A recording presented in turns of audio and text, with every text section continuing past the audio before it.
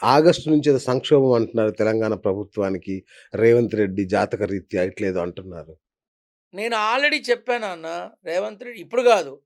మొన్న డిసెంబర్ గాదు. అంతకుముందు డిసెంబర్‌లో జెప్పా. మన తెలంగాణ ముఖ్యమంత్రి అయిన రేవంత్ రెడ్డికి 18-19 నెలల గడ్డు కాలం ఉంది.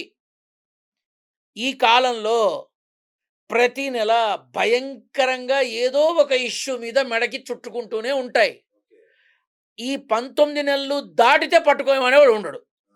కానీ ఈ 19 నెలలు ప్రతి అడుగు, ప్రతిరోజు చాలా జాగ్రత్తగా ఉంటాయి. అలా ఉండాలి. విపరీతమైన ఢిల్లీ పర్యటనలుంటాయి. అవమానాలుంటాయి. మాటలుంటాయి. తనలోనే తనకి సంబంధించిన వాళ్ళే తనని ఎద్దేవా జేస్తారు. విమర్శిస్తారు. తన పార్టీ వాళ్ళే. తన చుట్టూతా ఉండేవాళ్ళే. పక్కకొచ్చి మాట్లాడుతారు. ఇవన్నీ జరుగుతాయని ఆనాడే జెప్పా. ఎ గడచిన 11 నెలలు అదేగా. అది మొత్తం అదే జరుగుతుంది.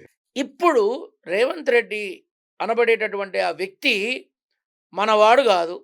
బయట నుంచొచ్చాడు. మనల్ని ఏలుతున్నాడు. ఈ బాధ చాలామంది సీనియర్‌లకుంది. 4 కోళ్ళని పట్టుకొని లాగడానికి సిద్ధంగా ఉన్నారు. అవకాశం దొరకట్ల. అది. కానీ 19 నెలల గడువు గడిస్తే ఇక తర్వాత ఆ 19 నెలల గడువు ఎప్పుడు? ఇంకొక 4 నెలలే గదా! అయిపోయిందిగా.